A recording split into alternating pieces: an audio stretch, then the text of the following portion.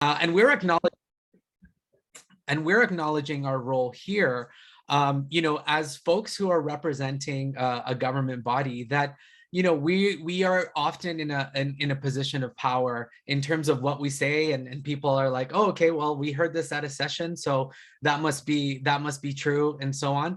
And that might be the case, but we won't necessarily say that it might be the most accurate way to teach governance or to be an accurate reflection of governance. So we are asking people in full transparency too, to let us leverage this role. Let us just leverage this role as folks who are connected to the sector, to be able to accurately depict the realities that organizations may have when it comes to an equity, diversity, and inclusion lens.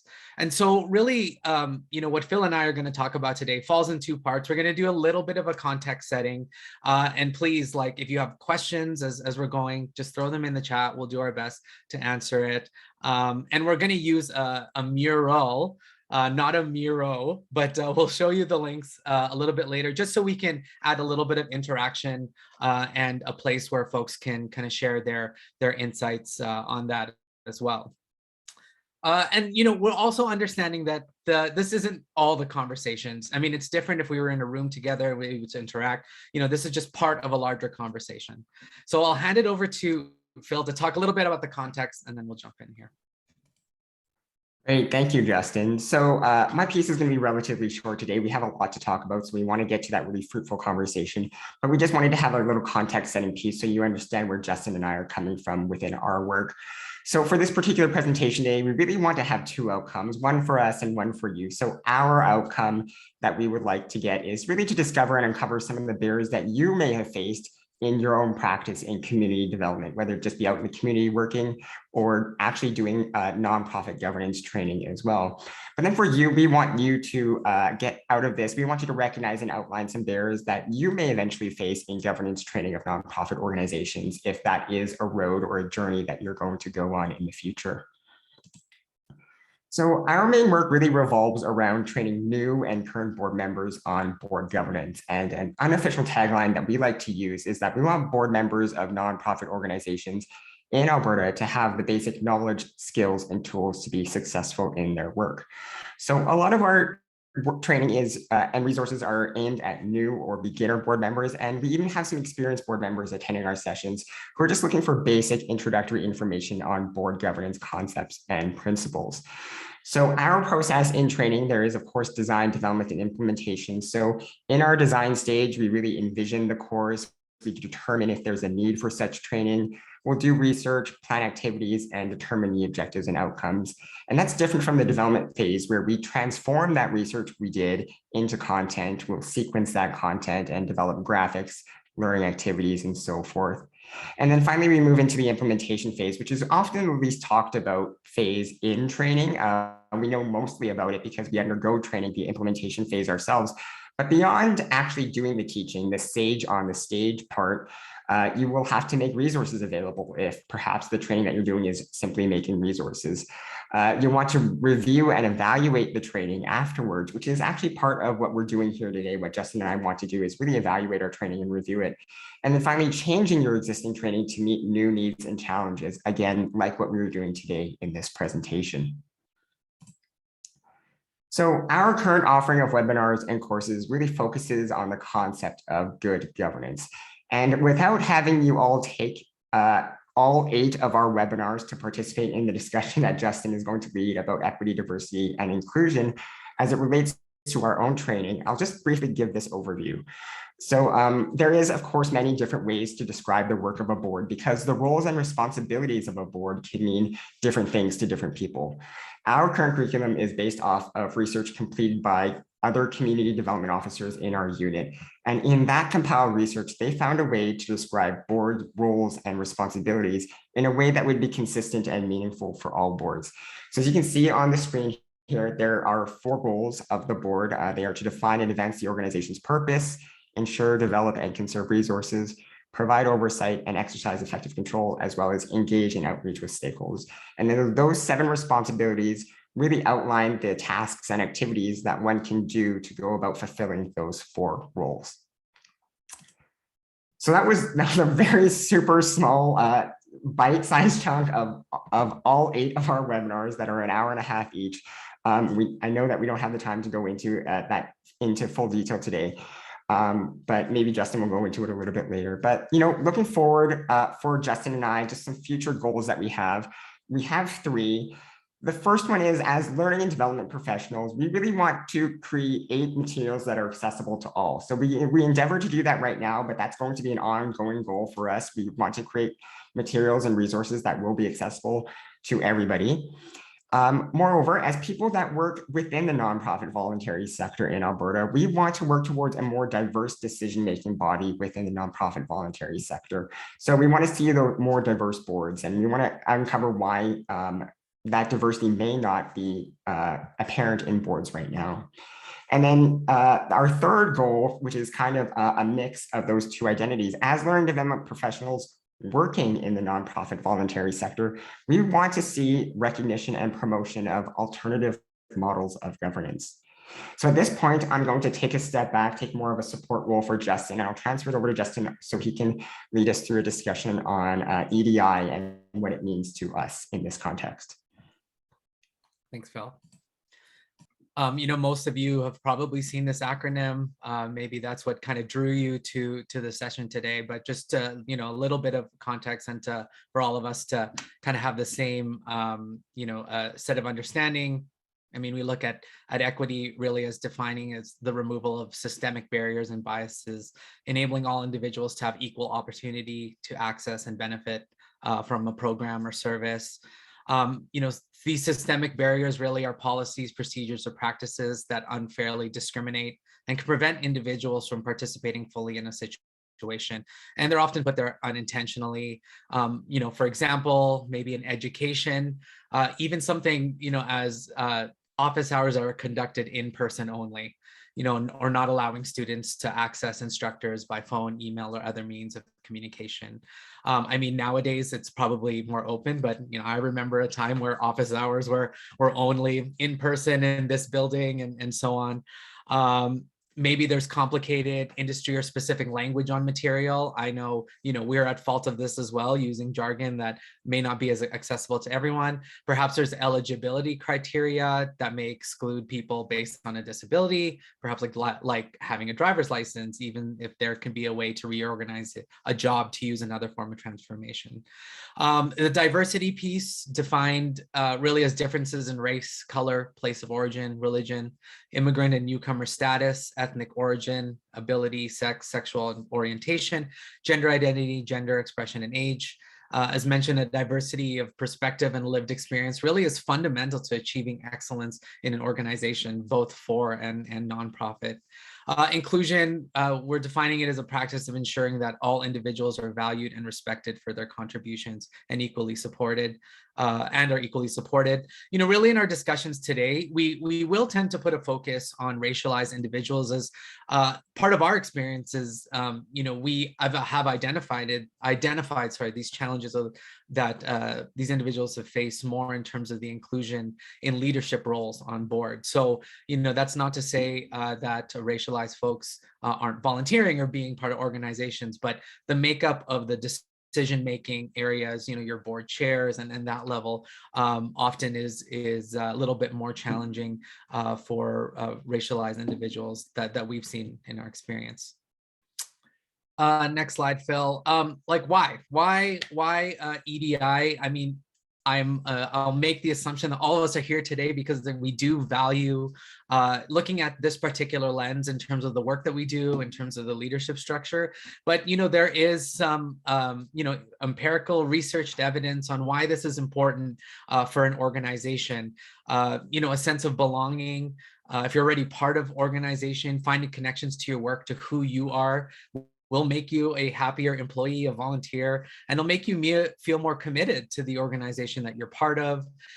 Innovation, we know that diverse working groups will bring new ideas that could lead to improved decision-making and heightened innovation resulting from the inclusion of people with different backgrounds and perspectives. Collaboration, the working culture with equal opportunities can be highly coveted to others. who value EDI in their workplace. Recruitment, of course, you have a larger diverse pool of talent to look at here, and just productivity in general. You know, organizations that embrace equity, diversity, inclusion really benefit from higher volunteer employee satisfaction, and it turns to really greater engagement with organizations. And so really we want to create an environment that's diverse and inclusive with respect to nonprofit leadership and board governance, where folks are treated equally, and is a strong basis to attract talented people to help organizations drive forward. Okay, so we did a lot of talking up front here. We'd love to jump into a little bit of conversation here around how we're going to do this today. Phil, are you okay with just posting the link there, and then I'll jump on the shared screen.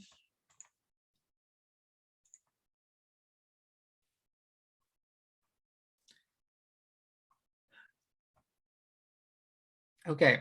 So hopefully, nope, I lost my chat box. I can't see. Okay, so Phil has put a link to the mural board on there.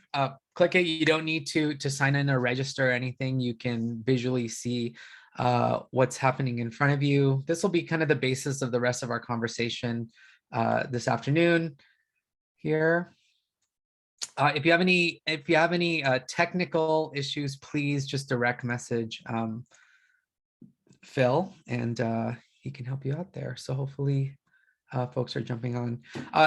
This is, if you've used this before, great. If you haven't, really, this provides little Zoom really is our room or space where we're kind of chatting and connecting, and Mural is, think of it as our wall where we're doing the work together. This is just an instruction slide here on the left side of your screen. This is probably the button you'll be clicking on the most, and it pulls up sticky notes in which you can write information on. It acts as a text box, and you can move it around and so on. And really, that's the extent that we're going to be asking to participate. Also, use the chat box if you're having trouble, being able to put things on. Please use the chat box. Unmute your mic if you want to speak it as well, and Phil and I will do our best to kind of capture that on the Mural board. So we did talk a little bit about a group agreement earlier, kind of at the beginning of the session. I like that. There's one here as well. I won't go into it because I think what was shared up front was great. But if you work with groups and you're looking for, like, we need something to kind of anchor our conversations, feel free to use this one as well. For that, if you have another one, please share. Like, I love seeing these type of ways to ground conversations and so on. So just a little bit of let's practice our skills on this board here. Hopefully you can click on a sticky note and add, and just a really, what is your favorite sweet treat? It could be a chocolate bar, some sort of candy bar, maybe it's a dessert. I'll let you play with the sticky notes there to see if you can write that down, because this is kind of the basis of our conversation on having to use the sticky notes. So I'll give you a couple of seconds here. I see folks already typing stuff in. Oh, some great stuff already that I see.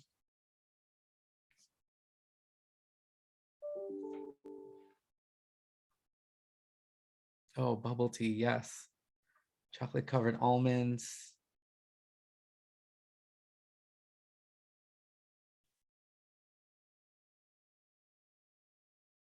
Oh, gummy candies. Okay, we see our first dessert, a strawberry shortcake.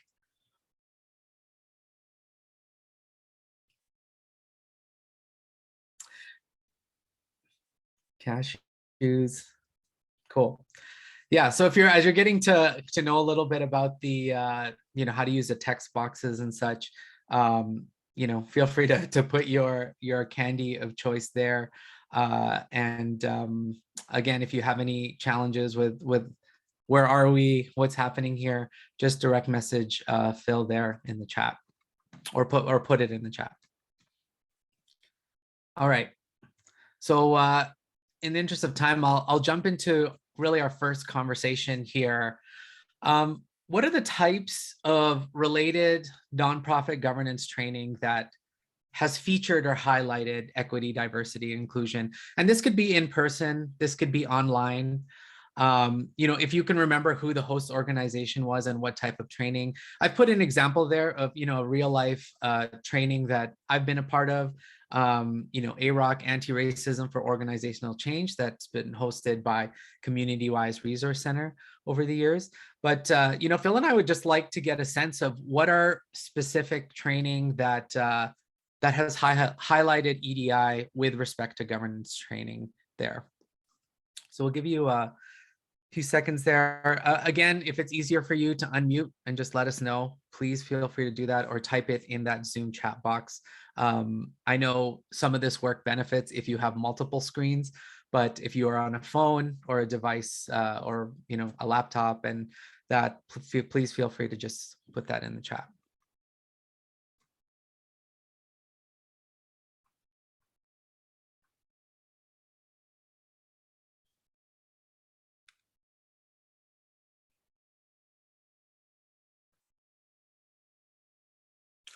And for those who are a little bit more technologically advanced, you have the other questions there. If you feel like you've kind of contributed to the extent that you can contribute on this one, please feel free to jump into those other questions and fill it in.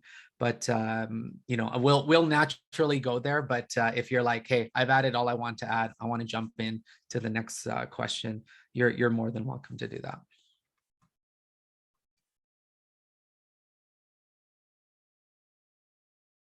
All right, some people have shared a few trainings that they've been a part of. Volunteer Lethbridge, a 5-module EDI board diversity development program. Yeah, I've seen this. I know the Maytree Foundation, I believe out of Ontario, has quite a few things. They used to also host a diversity on board program many years ago. I'm not sure. I think it's called On Board Canada now. The Direct Her Network out of Calgary definitely does a lot of work in this space as well. Thank you for that. Anything else that people have seen? CDLI, of course, has offered some information, some workshops. I think if you're at the summit last year, there may have been some workshops on this.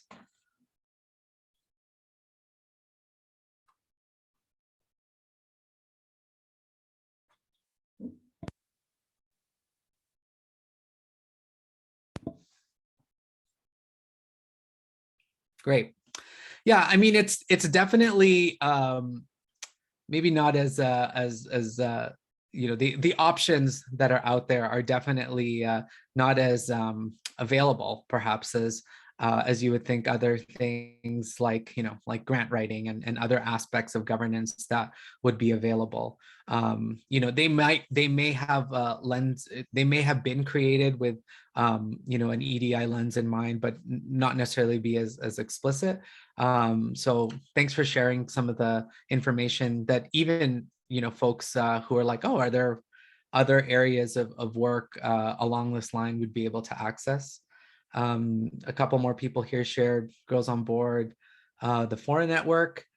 Dr. Scott McLean at MRU has talked to this person's team regarding incorporation of Indigenous experiences and the use of the Circle of Courage model. And, this is also a great point Phil mentioned earlier in terms of our future goals, in terms of alternate ways to look at governance. Not every organization needs to be structured in, again, what was probably created or what was created in the 1920s and the way that boards, ought to be structured. Doesn't necessarily have to be that way. Okay, if something else comes to mind, please feel free to add it in that section there. All right, I'll jump on to the second. As Phil mentioned, we have quite a suite of governance work, really from a basic level. I'm not going to go specifically into this, and if that's if you're here going like, where do I even start in terms of just like basic governance? We do have a governance curriculum program here. If that will help you jog your memory in terms of other governance work that you've done in respect to EDI, please take a look at that. But I won't dwell on this slide too much, but the information is there in terms of the work that we've been doing. All right, so really reflecting on maybe current resources and training many of you have shared already that you've been part of, what are ways that they have or really have not reflected an EDI lens? If you're having trouble maybe thinking of, I don't know, I haven't really thought about that. There's another section there on the right that you can see that's, like a 2x2 grid here that maybe have some priming questions that can help support your thinking there. Do the resources that you've been a part of or that you've seen, do they offer multiple perspectives? For example, those offered by Indigenous, Black, and persons of color. Perhaps you look at the language of resources, and can that language be potentially harmful? Does the resource or activity offer an intersectional lens? And then potentially look at who's actually created these resources. Is this someone who is speaking for the community or from a community they're seeking to represent? And I'll give you an example of some of the work that, as we reflect on some of the things that we have shared over the past. Phil and I, as we mentioned, as learning and development practitioners as well, we continue to look at examples shared and things that, wonder like, is it still, appropriate to share those examples? And one of the examples that we ran to, no joke, like a couple months ago that we've probably been sharing for years, we share an example of an organization who's looking for funding, and they're funding an anti-bully initiative. And one of the suggestions in the anti-bully initiative is to hire a safety officer. Our team had a conversation around this, especially as we were looking at, Black Lives Matter and some of the challenges that folks have had with policing.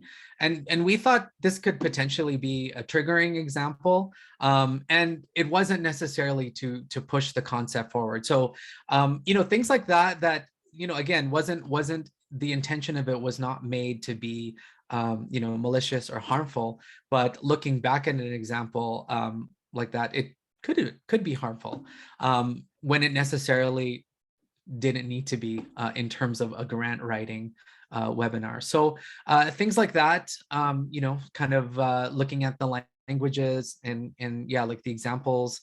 I don't know, Phil, if I've articulated that well, but I know you've ran into a few of these types of things in terms of the training.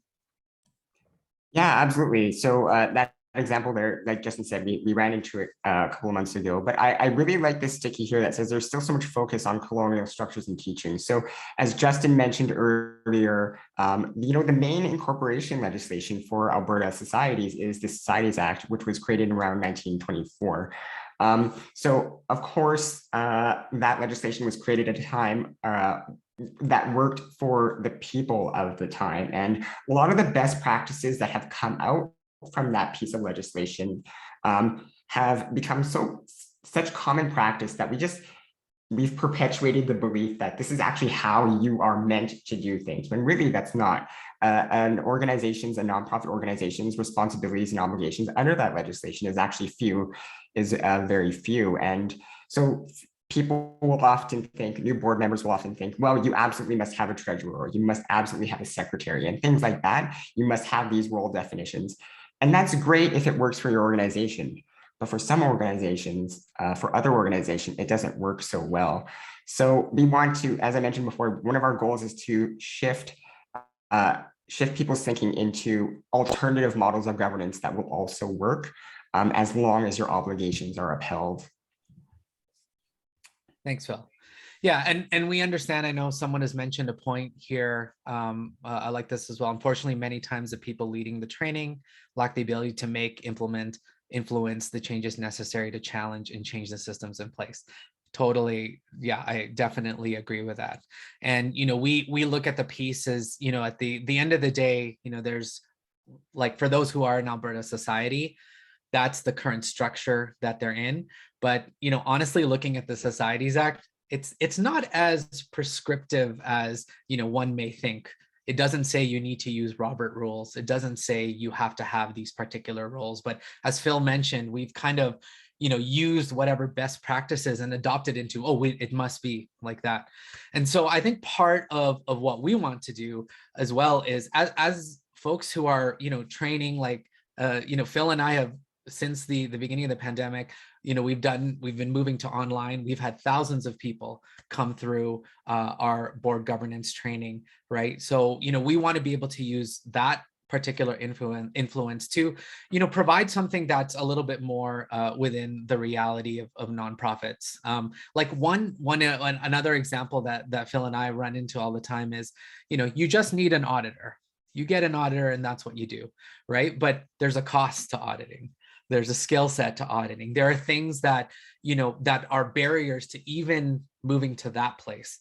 And so we want to be able to identify areas that we say is like, oh yeah, you just need to do this, is like, that's not the actual reality to folks who potentially face barriers into leadership positions and roles.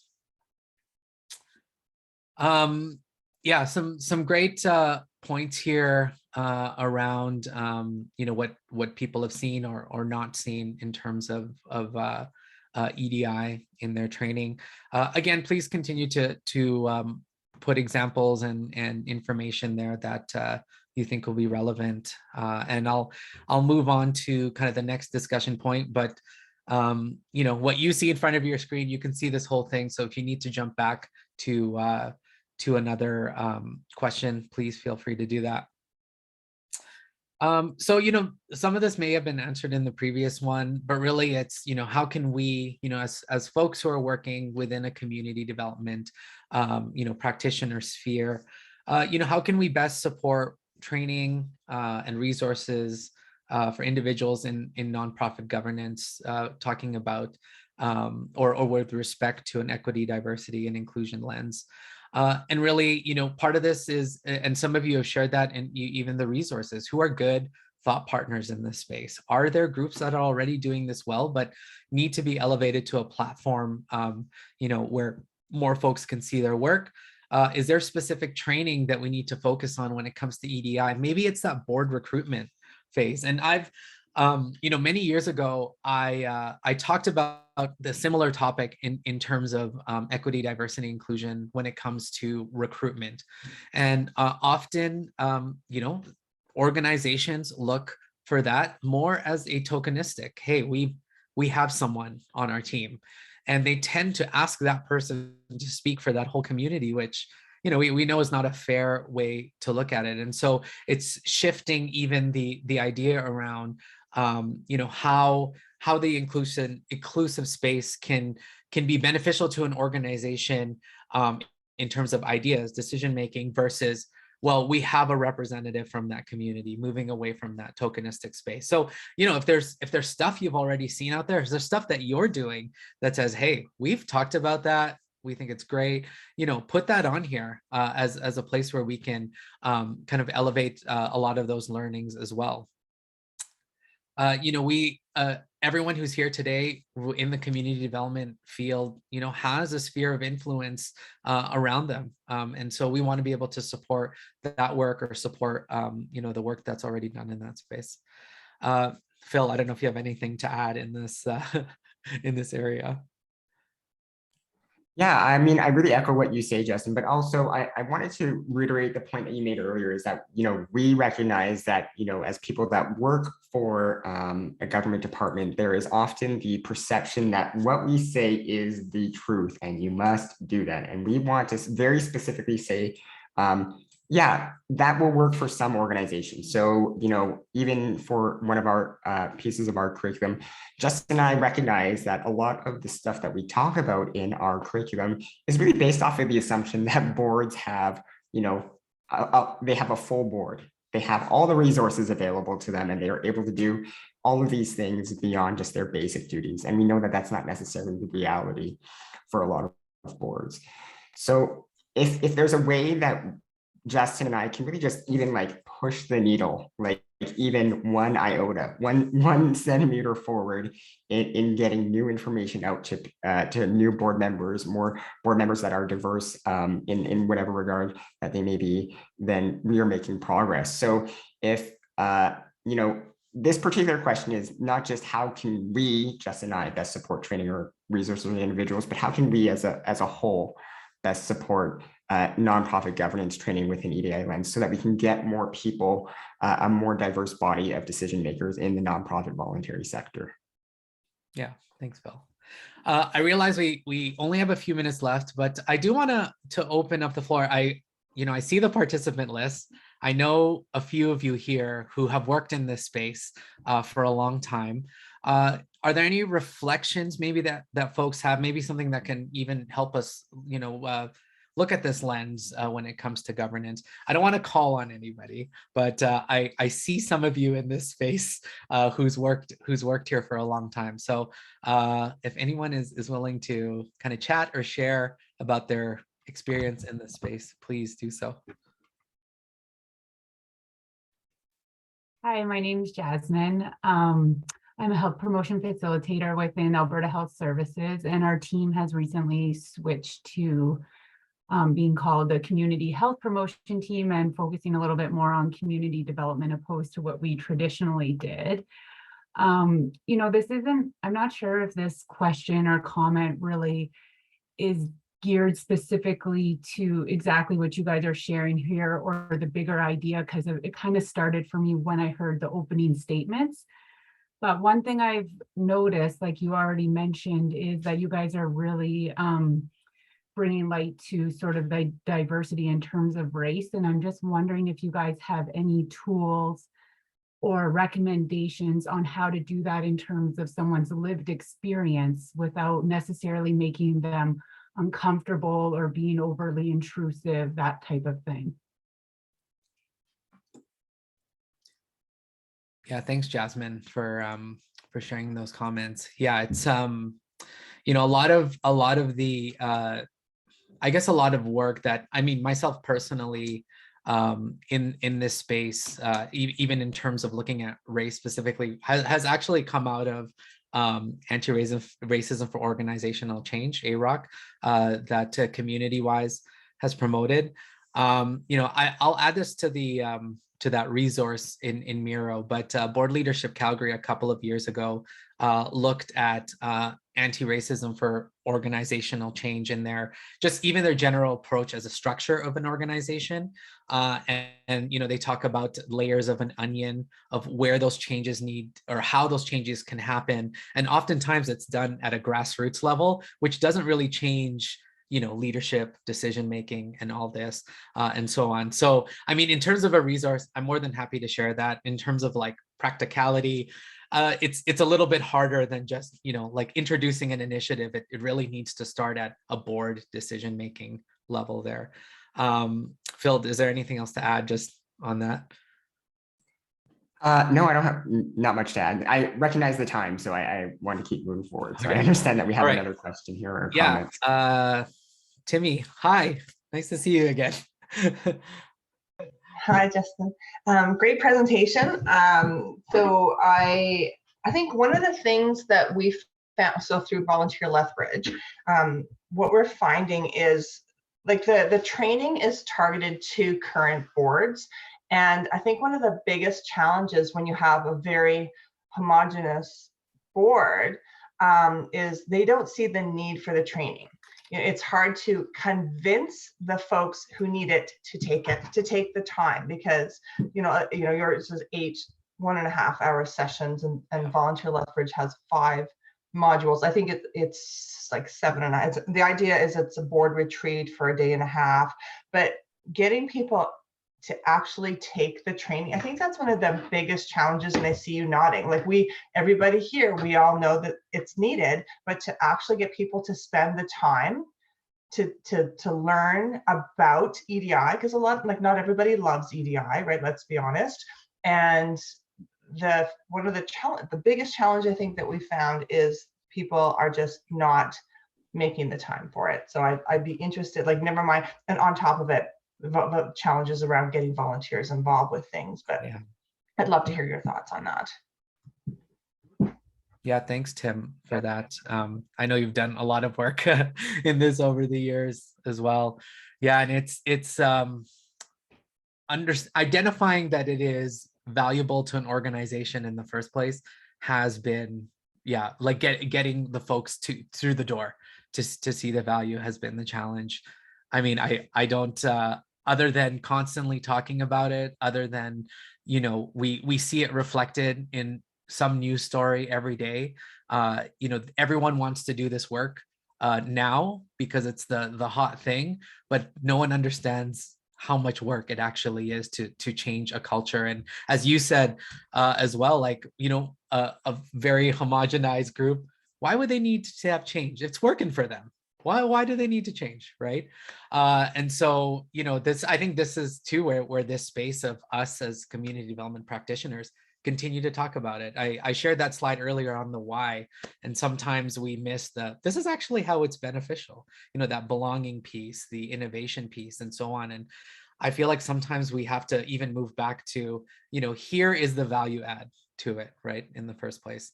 I have another hand up. Sabia, go ahead. Oh, hey, sorry, I'm just like moving my screen here. Yeah, I think this is a really good question and an important one, and it maybe builds on what Jasmine was saying earlier.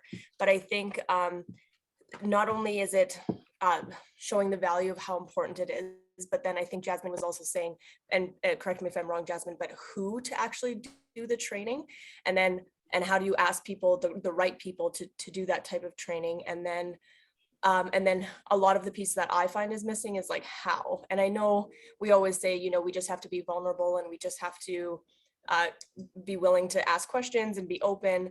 But I think a lot of people are nervous about okay, now we have this training, now what do we do? Or even how do we measure change or evaluate that something is changing once we've done this training? So unfortunately, I think there's a couple pieces in each part of the process where there can be challenges that are barriers to actually seeing real change. And I know that's probably presenting more problems than solutions, but I do want to highlight that that's what I've heard and seen. And I don't know if we can provide resources about that or support people in each of those parts of the process, but just food for thought. Yeah, thanks, Sabia. Yeah, and I mean, in this work, I often you know, and I think many of you can agree that it does start at an individual level. You know, it starts at your own kind of conviction and wanting to move this. And if you can't even convince folks at that level, that becomes a little bit of a harder part. So, you know, lived experiences, sharing stories as a piece to, you know, motivate, hey, maybe some things do need to change. I find this helpful. I'm very cognizant of time. I know we're going over here. I do want to quickly just jump on kind of this next steps. And again, you know, the intent of today wasn't to solve everything. It was obviously to just engage in the conversation here. You know, I don't know. I think what you shared, Jasmine and Sabia and Tim also, you know, you have this kind of personal commitment to perhaps like, maybe it's, I need to speak to this, or maybe I need to, you know, move more into a specific space around learning. You know, if you want to share maybe some of those commitments that you want to have in this space, like, you know, please use it here. I mean, we all can see it. If that's something that will kind of help you move forward, please do that. You know, as in terms of Phil and I, really were, you know, committed to have conversations like this, to continue to engage with those who face barriers to inclusion, really in nonprofit leadership. We want to create training because that's what we do, that really reflects the realities that folks have faced within nonprofits, and working with many of you to do this. And so, this isn't a, hey, I just came to this session, I heard these two folks speak on it.